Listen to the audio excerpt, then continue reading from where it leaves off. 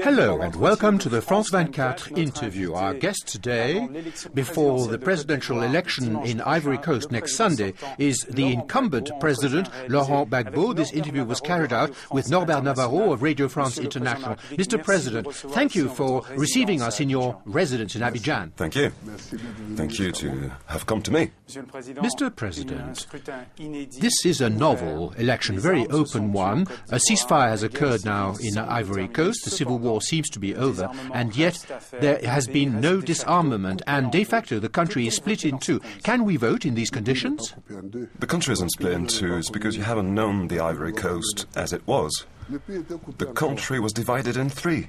There was what was called modestly today CNO, that was the northwest center, occupied by the rebels.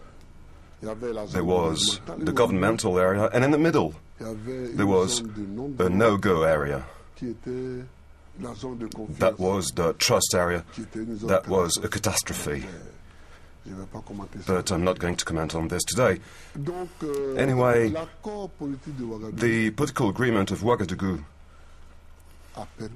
has allowed that those areas do not exist anymore. Today you can be from Congo and go home.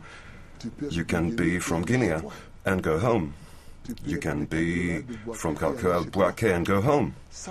It is the great benefit that we've drawn from the Ouagadougou agreement. The first benefit, there are others, but it's the first one.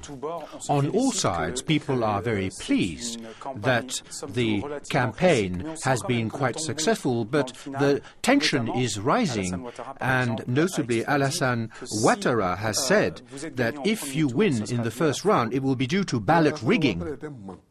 Well, Alassane Ouattara is a liar, and I've got to repeat it again for your listeners and your viewers.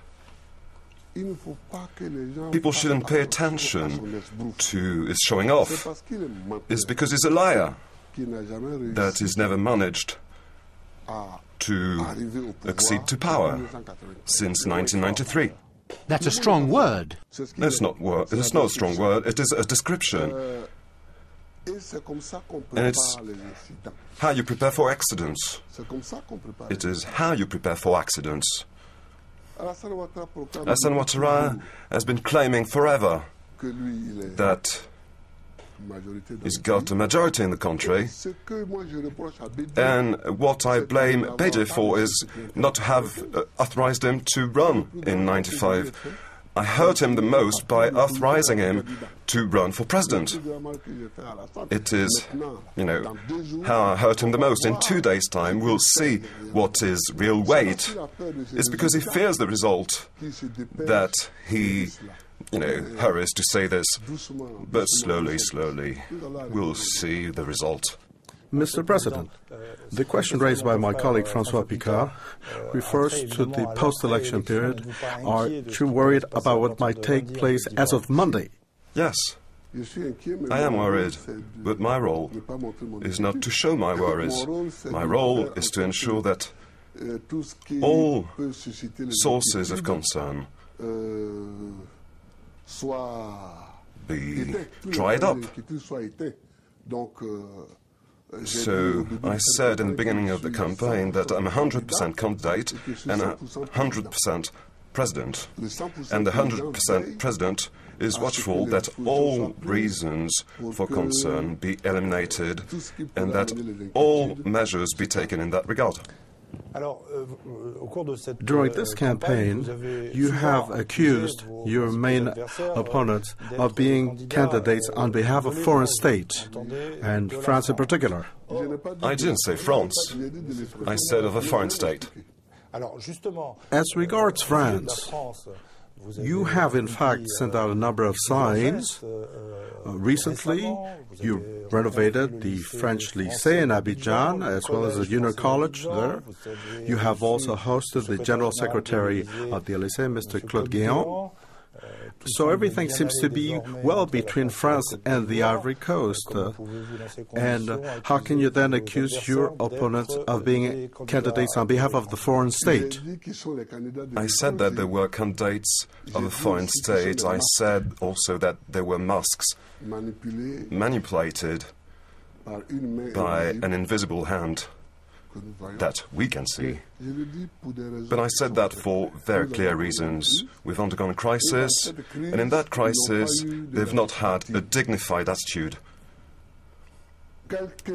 Someone who wishes and suggests that the Ivory Coast be under the supervision of the UN, I say it's a mask, and it's a candidate of a foreign state.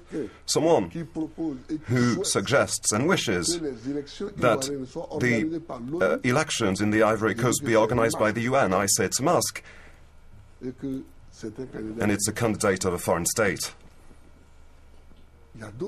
There are other serious statements that they made. Somebody who wishes that the President of the Republic who's been elected loses power to the benefit of a Prime Minister who was appointed. That's someone, I say, it's a mask, and it's a candidate of a foreign state. Somebody who wishes that our Parliament that votes our laws be declared dissolved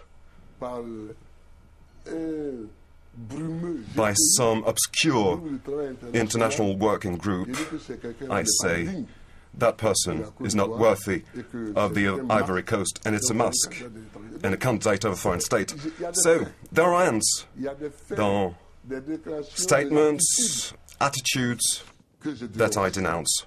You yourself, in what you have been doing as regards to the relations with France, yes, I might add another one, if you will allow me to do so, sir. According to information, the French oil group, Total, will be arriving in the Ivory Coast to undertake exploratory production activities. Is that good news for you? Yes, I am delighted.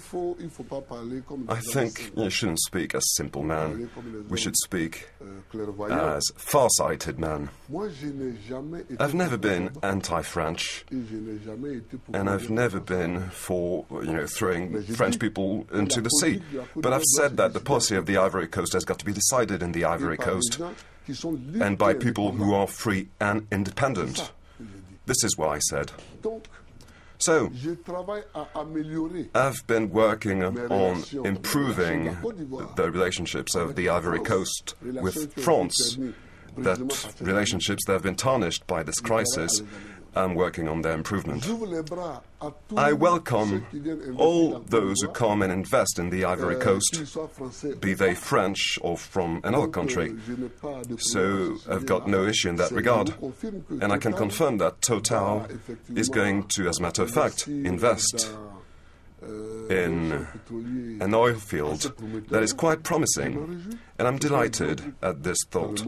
It's a big group in the world, and it's interesting that this big group invests in the Ivory Coast. There's no issue. There has been a rise in the windfall earnings of oil. The price of cocoa is high, and yet when we look at the situation over the last 10 years, infrastructures in particular have deteriorated. Have you seen a country at war where conditions haven't deteriorated? Mention one. France in 40? The conditions haven't worsened. Warsaw in 40?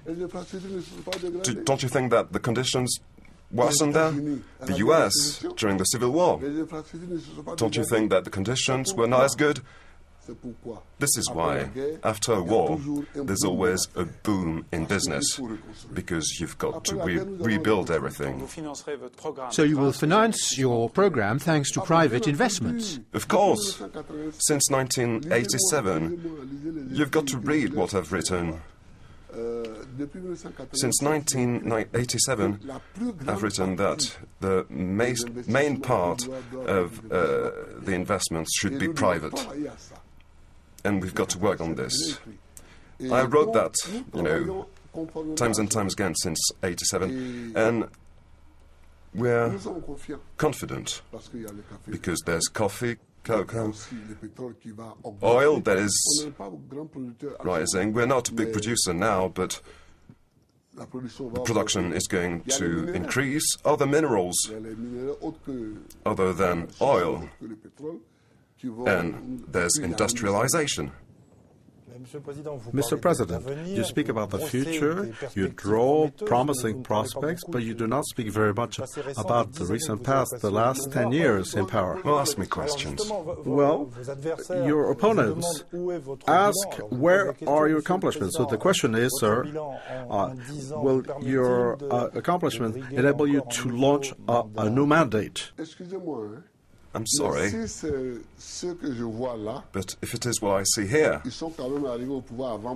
know, they acceded to power before me. Look around the Ivory Coast. Look for one monument, one building that they've left to the Ivory Coast. Look for it. There's none. What exists in the Ivory Coast today is what Ivory did and what Gbagbo did. In between them, nothing. Oh yes, there's one thing. The village of one of them. The village of one of them that has been built. But in between, nothing. So I'm at ease. Are you the heir of Houphouët? Aren't you in fact taking advantage of that legacy?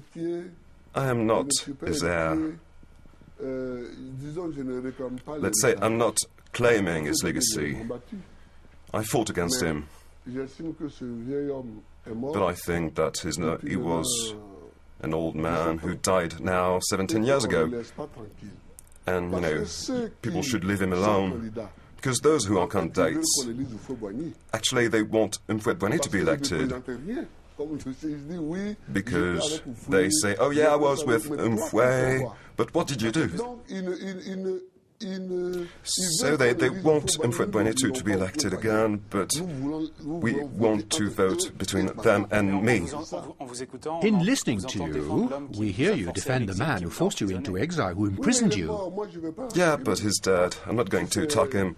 I'm not going to attack someone who can't defend himself. Laurent Gbagbo, a last question. The election next Sunday, are you playing double or quits? Your place in history will be different whether you win, should you win or fail. Well, I'm very likely to win. I can tell you, I'm much likelier to win than the contrary. So you can forget about those reasons. Mr. President, thank you very much. And thank you for listening to the France 24 interview. Voilà.